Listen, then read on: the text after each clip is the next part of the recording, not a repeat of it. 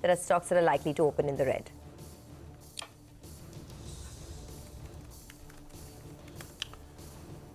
Okay, all right. We'll get to stocks in just a bit, but we have Mark Matthews of Bank Julius Baer joining us right here from our studios. Mark, great to have you with us here. Thank you very much. So nice to see you in person, Prashant and Sonia and Anuj. I'm honored to be here. Business or pleasure? Business. Business. Okay. I met a lady yesterday who told me I looked thinner in person than on television. I'm still trying to figure out if that's an insult or a compliment. I mean, every time we speak with you, you look younger, Mark. So, I mean, she's absolutely right. Why not pleasure, though? Or why only business? Well, I should have stayed for a holiday. You're absolutely right. But I just came back from my long holiday in Canada, so I can't do that. Yeah, you're looking thinner than when you last came. Last you came to our Lower Parel studio. We've changed our studios. Yes, so. Nice place. I like this place. An inspiration for all of us, right? Oh, both of us.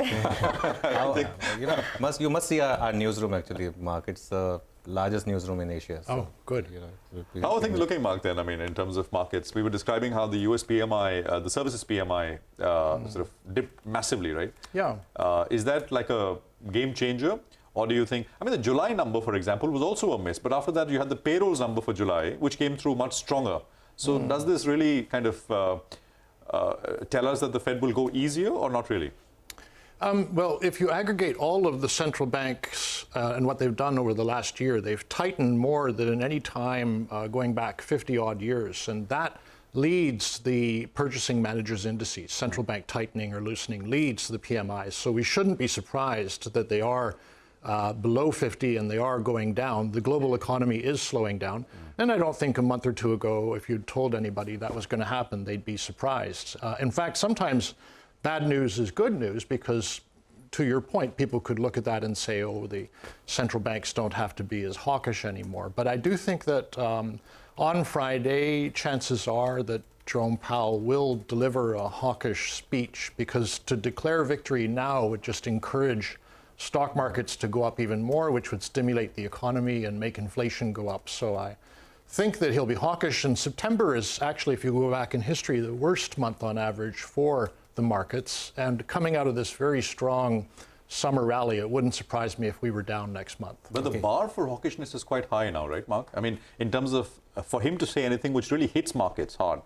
Because the markets have already corrected. If this was last week, I mean, things would have been different. That's true. I think a very important number will be both the PCE inflation reading that comes out half an hour before he speaks, and then the CPI, which, if it's a hot number, then I think people would price in 100. But there's a website called Trueflation.com, which aggregates on a daily basis millions of prices of products and services across the United States. And so I think it's much more efficient and up-to-date, certainly, than the official PMI reading, which only takes us up to the last day of last month. And anyway, that Trueflation indicator is going down very sharply for the month of August. So my sense is that we will get a good inflation reading, and the market will like that. Okay, Mark, 100 you said aggregate or in the next sort of meeting? Aggregate. Yes. No, excuse me. In the next meeting, I apologize. In the next meeting, 100. Well, I don't think that's going to happen. But if we got a really high inflation print and the Fed will be in blackout, then it's possible that the market could panic a little bit. Could that mark also the near-term sort of bottom for the market? Because most of the times, if you take it head on and, just go all out, the market says, maybe that's the worst and it's out of the way. Or do you think the market could still make lows for the year?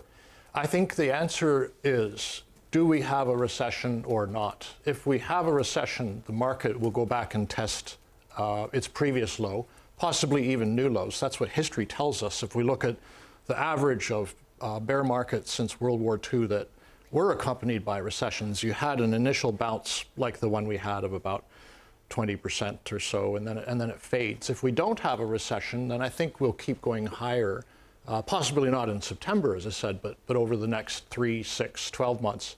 My hunch is that will be the case, because I think the labor market is just too strong to have a recession. If it is, it'll be extremely mild. And if you look at the breadth thrust of the S&P and the NASDAQ during July and August, and you look back in history when that happened before, when you had you went from below 10% of S&P companies trading above their 50-day moving average to over 90% in less than 2 months. That only happened 6 times before.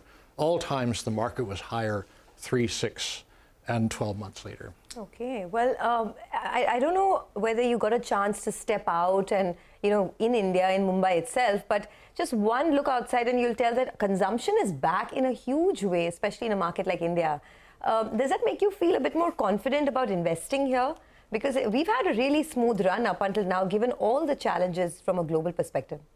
I apologize, Sonia. I haven't been able to get out and about in stores and walk down the street, but I have been able to meet some business people in industry, and I could just say that I've been pleasantly surprised at how confident they are in their own businesses. So for what it's worth, I could relay that to you. So does that correspond to more money coming into the Indian markets? Because we've seen sort of a reversal. FIs are beginning to spend money in India now, or invest money in India rather.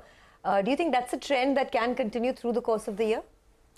I would say no, because the dollar is so strong, and you don't tend to see global investors buying emerging markets in a strong dollar environment. And my sense is that the dollar will ultimately hit 110. Well, we're not far from that. But until that happens, I don't really see big foreign influence here.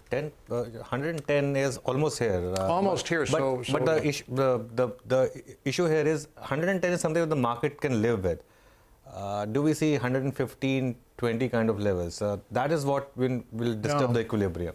Well, we looked back and we studied the previous times over the last 50 years when the dollar did rise 15% or more within a 12-month period, which is relatively infrequent. And we found that on average it was flat over the next 12 months. But I would say you can always get outliers, and we are living in a very different time where Europe has this big issue with energy, and China is I think definitely going to let the renminbi weaken, because exports are pretty much the only ember in their economy. So it may be we do get dollar strength, even though history tells us that on average it shouldn't really go up much more from here. What's happening in Europe is amazing, right? I mean, what, $700 for a megahertz? I mean, we're talking about megawatt. I mean, power, energy cost, right? And this was $70 at the beginning of the year, so it's gone up 10 times. Wow. Yeah. But our businesses, I was wondering, do businesses pay that, or this is, I mean, what the grid pays to get the power and then the government subsidizes consumers and businesses? I mean, I would imagine it's the latter. I honestly don't know the answer to that, Prashant. I do think that the governments increasingly are stepping in to nationalize electric utilities, and so the obvious next step would be to pass on to take away some of the pain from industry.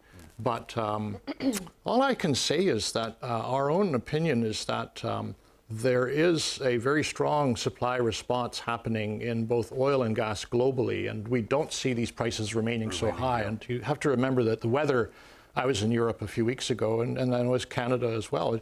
It's just crazy hot. You know, it's like 40 degrees Celsius, or at least it was in the summer. And so hot and dry weather is not good for the wind farms, and of course people are using a lot of electricity for their air conditioning. So I think that it will fade, but certainly it's a big concern. Okay, climate change is real, right? How much ever we want to deny it. But one final question from my end. How do you approach this market now, Mark, for the rest of the year? Do you stay averse to risky assets because of all that's going on, because of the possibility of an impending recession, or do you go all in? And if yes, what are the markets that you like now? We did buy some puts on the S&P just as a hedge, because we do think that this rally has been very fast and furious on low volume. And when people do come back from holiday in September, I think we're probably going to get a down month in September. But beyond that, I actually think that we will get a combination of low growth and low inflation, not as low as before COVID, but let's say it settles about 3.5% next year for the US economy, which is our estimate. Then and we don't get a recession, but then I think it's okay. So I wouldn't panic, and we've remained invested. Got it. Now, you did say bear market rally. In the US, we did touch the technical definition of bear market. In India, we did not. We fell, I think, when we stopped at 18% or thereabout. And we moved very close to all-time high, within 4% of all-time high as well in last week's rally. Do you think it could be a bit different in India, or would we also follow what's happening in the US?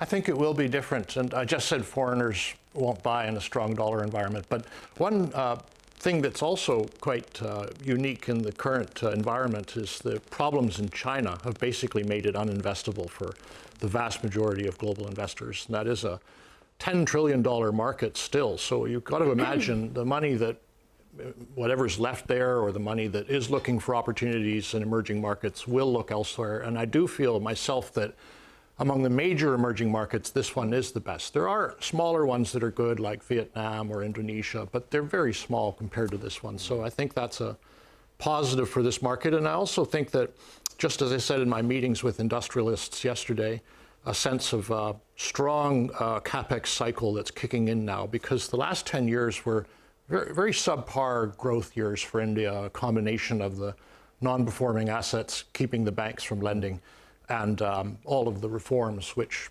it took a while for the small and medium-sized enterprises to get used to. But now that's behind us. I do think that you're going to have a strong economy and high earnings growth, and typically that leads to higher stock prices. Last time you were on, you said we may be in a Goldilocks scenario and we just don't know it yet.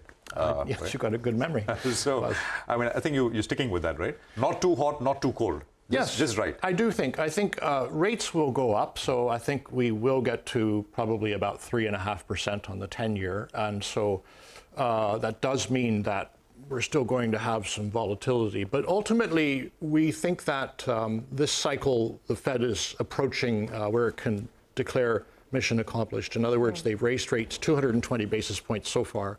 We see an additional 75. And after that, we actually see them cutting by 25 basis points starting in March. And so I don't think it's like Paul Volcker when they had to raise rates to the moon. Okay. How long are you in Mumbai for? I'm leaving for Chennai tomorrow morning. Oh, lovely. So too short, unfortunately. Yeah. Okay, but Chennai is beautiful as well. Oh. Have a great stay, Thank you and so much. thank you for joining And us. I hope you don't have to travel too much in Mumbai, Mark. The traffic is just a killer here. Okay. Well, But thanks a lot for thank you. dropping in. Thank you. Thank you for joining us. Okay, well.